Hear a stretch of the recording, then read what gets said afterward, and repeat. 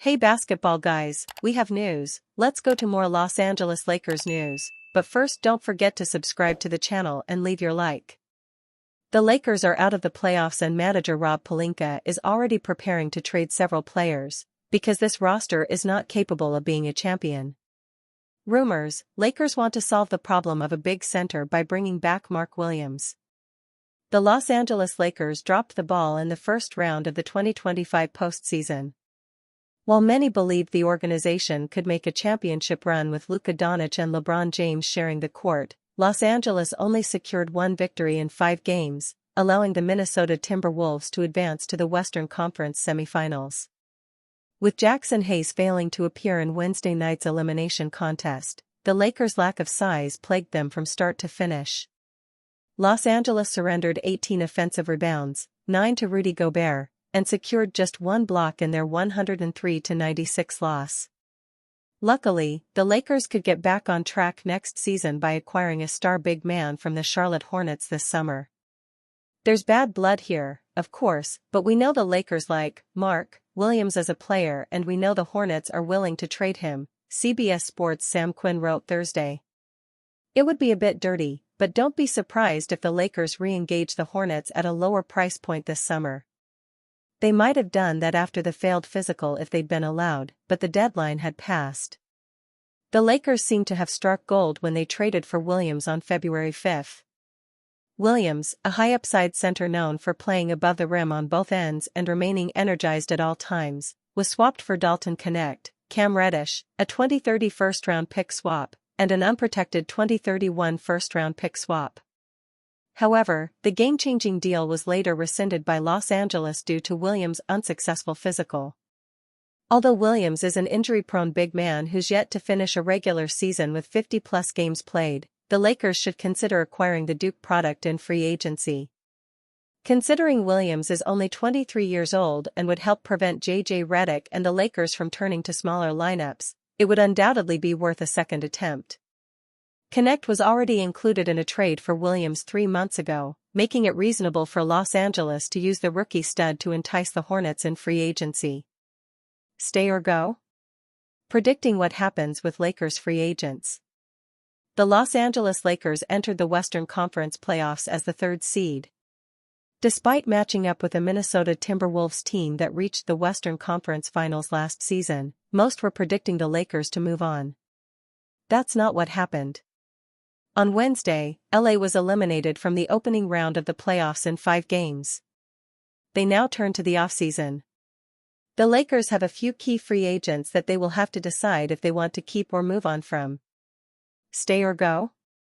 Predicting what happens with Lakers free agents. Dorian Finney-Smith, player option, stay. Turning 32 years old on May 4, Dorian Finney-Smith has a player option for around $15.38 million for 2025-26. Expect him to decline and attempt to re-sign with the Lakers on a multi-year deal. It became evident in the playoffs that Finney-Smith was one of the few players outside of the stars that head coach J.J. Redick could trust to play. Joining the Lakers in late December via trade, Finney-Smith started nearly half, 20 of 43, of his outings with LA in the regular season. The 6'7" forward connected on 39.8% of his three-point tries with the team and averaged 7.9 points. Jordan Goodwin, team option, stay. For a team that lacked many reliable bench pieces, Jordan Goodwin was a huge help towards the end of the season. The 26-year-old was signed to a 2-way contract in February before being converted to a standard deal in late March. LA has a deadline of June 29 to decide whether to pick up his club option of $2.35 million, becomes fully guaranteed on January 10, 26, or let him enter free agency. Expect the Lakers to bring him back on that very reasonable salary. In 29 regular season games for LA, the 6'3" guard posted averages of 5.6 points, 3.4 rebounds, and 1.9 assists. After appearing in each of the Lakers' first 4 postseason outings, Goodwin did not play in Game 5. Jackson Hayes, leave. Yes, Jackson Hayes became the Lakers' full-time starting center in February after the team dealt Anthony Davis. It was clear that LA wanted to upgrade though after trading for Mark Williams, a deal that was rescinded due to a failed physical from Williams. Thus, Hayes remained in the role. Turning 25 years old on May 23, Hayes averaged 6.8 points and 4.8 rebounds this season. The 7-footer started the first 4 games against Minnesota, but played just a combined 30 minutes. He didn't leave the bench in Game 5 when the team was eliminated from playoff basketball. LeBron James, player option, stay. Now 40 years old, LeBron James has a player option for around $52.63 million for 2025-26. Expect him to decline the option but sign a new deal to remain with Los Angeles. He has spent each of the last 7 seasons donning the purple and gold of the Lakers. The NBA's all-time leading scorer is still rather productive despite his very advanced age. It is widely expected that James will earn a spot on an All-NBA team for the 21st straight year.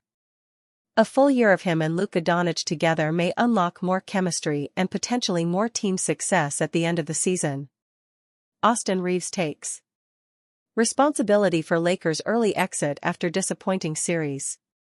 Austin Reaves is owning the weight of the Los Angeles Lakers' early exit, stepping up and taking full responsibility after a disappointing series performance against the Minnesota Timberwolves. The 26-year-old guard, who was expected to be one of Los Angeles's key difference makers in their first-round matchup, didn't shy away from accountability. "I didn't have the series that I wanted to have. You can point the finger at me. I wasn't good enough to help us be successful. I wish I could have done more. I didn't. I struggled. You live and you learn, and I guarantee that I'll get back to work this offseason and be better."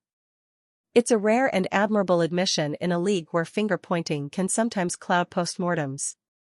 But in this case, the self-critique is grounded in truth. Reaves entered the series with high expectations.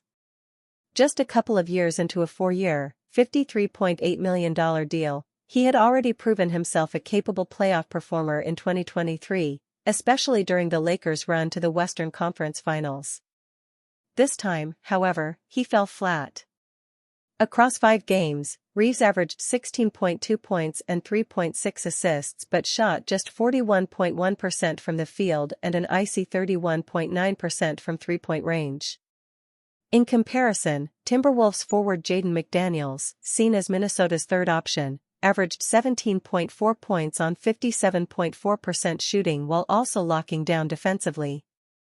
Reaves, often tasked with guarding bigger wings, struggled on both ends.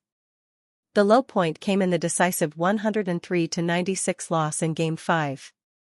While Luka Doncic, LeBron James, and Rui Hachimura each scored over 20 points and battled to keep the Lakers' season alive, Reaves had just 12 points on 5 of 14 shooting and committed a team-high 6 turnovers. He went 2 of 10 from beyond the arc, missing several wide-open looks that could have swung momentum. LeBron James sidesteps question about Lakers playing without a center, getting exposed by Timberwolves. James referenced what happened to former teammate Anthony Davis when he asked for more frontcourt help. The Los Angeles Lakers season is over after a gentleman's sweep in the first round of the playoffs at the hands of the Minnesota Timberwolves. The Wolves finished off the Lakers on Wednesday night with a 103-96 win in Game 5, where big man Rudy Gobert was the star of the show for Minnesota. The 3-time Defensive Player of the Year winner finished with a career-high 27 points to go along with 24 rebounds and 2 blocks. While a tip of the cap should be given to Gobert for his efforts, it also highlighted a glaring weakness for the Lakers. For the entire game, the Lakers did not play with a traditional center on the floor. Jackson Hayes, who started in each of LA's first 4 playoff games against the Wolves, didn't see a single second of playing time in Game 5. Alex Len played a total of 3 minutes and 40 seconds over the entire series, with his last appearance coming in Game 3. Len and Hayes were basically deemed unplayable by Lakers coach J.J. Redick, and for good reason. Hayes provided no rim protection while on the floor and doesn't offer enough offense to warrant his presence there. Len even less so. So Redick had no choice but to play Game 5 without a center, and the Timberwolves capitalized on it. It went about as well as anyone could have expected, which was incredibly poorly. Minnesota out-rebounded the Lakers 54-37 and had a +16 advantage in points in the paint. After the game, LeBron James, who at 6'9", was the biggest player on the floor for the Lakers for the entirety of Game 5, was asked about LA playing centerless not just against the Wolves, but throughout the whole season. "No comment," James said with a smile. "I never say that, but my guy, Anthony Davis, said what he needed and he was gone the following week. I got no comment. I put that uniform on every night, give everything I have, and that's all that matters." James was smiling and laughing when he said it, but he was referencing a comment Davis made in late January, when Davis said the Lakers needed another big man so he could return to playing power forward. Just a week later, after making that comment publicly, Davis was traded to the Dallas Mavericks in exchange for Luka Doncic. Funnily enough, Davis got sent to Dallas, where the Mavs employ two solid starter-quality centers in Derek Lively II and Daniel Gafford. The Lakers got Doncic, a top-5 talent in the league, but sacrificed an all-defensive-level player in Davis, who is capable of playing center when needed. Once that trade was made, LA knew it would have to improvise for the rest of the season at the center position, and in the regular season, it didn't matter much. But when matched up against a team like the Wolves, which features Gobert, it was always going to be a problem, one that the Lakers had no answer for. Fortunately, while the Lakers' season is over, the trade to acquire Doncic was never about the short-term success. Having a 26-year-old talent like him ensures the Lakers will be competitive for at least the next 5 and perhaps even 10 years if they build around him correctly. But the first order of business this offseason will be to get a quality big man who can protect the rim and thrive in pick-and-roll situations. Perhaps Rob Pelinka, who the Lakers just promoted to president of basketball operations, could go back to the well with the Mavericks and convince Nico Harrison to part with Gafford or Lively, though that's probably unlikely now. There will be other big men available for the Lakers to try to acquire either through trade or in free agency. It's just a matter of what the asking price is. LeBron James already contemplating his future after Lakers' early exit. LeBron unsure of what his next move is as he prepares to potentially enter free agency. An obviously dejected LeBron emphasized that he did not know what his next move was following the Lakers' elimination from the playoffs last night. LeBron has a player option this offseason, so he could either opt into his player $52.5 million contract for the 2025-2026 season, or he could test free agency, or he could retire.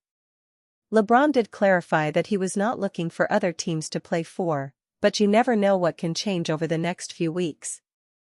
LeBron also seemed to express some frustration with the front office, saying, "My guy AD said what he needed, and then he was gone the following week."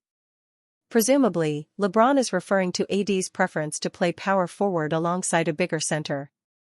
When attempting to calculate the likelihood of LeBron's retirement, I think it is important to contextualize what this past season was in terms of his impact on the court. LeBron's raw points, rebounds, and assist averages remained great, but his on-court impact undeniably took a step back. LeBron averaged 24.4 ppg, 7.8 rpg, and 8.2 APG this season. This was the first season in LeBron's 22-year career where he actually had a negative net rating swing, meaning that his team was better with him off the court than with him on. The Lakers had a -0.8 net rating with LeBron on the floor, but actually improved to +6.0 with LeBron on the bench. This is the first time that this has happened in LeBron's career. It doesn't mean he is bad or can't continue to play the game, but when looking at net rating swing along with some other advanced statistics, it is clear that his impact has taken a step back, which should be expected for a 40-year-old vet. I think it's clear that LeBron cannot carry a team to a championship in the West by himself anymore, so unless he is contemplating signing with his hometown Cavs this offseason, retirement is likely on his mind. Given the fact that Bronny still has a few years left on his Lakers contract and that his family is established in Los Angeles, a move east seems unlikely. The question LeBron will likely be asking himself is, can the Lakers improve enough this offseason to make this team a championship contender in a loaded Western Conference? The Lakers have their 2026 first-round pick, 2028 first-round pick, and both their 2030/2031 first-round picks. Their draft capital situation isn't stellar enough to acquire them a superstar, but they can probably make some moves for upgrades at center and at the wing if they are willing to trade Dorian Finney-Smith and Rui Hachimura. Still, following a lopsided first-round loss, it feels like the Lakers are far away from contending in the West. LeBron has to ask himself what he is still playing for. If he is playing for a championship, it may be difficult to justify remaining with the Lakers unless he thinks his body can continue to perform for 2 to 3 years as they build a roster around Luka.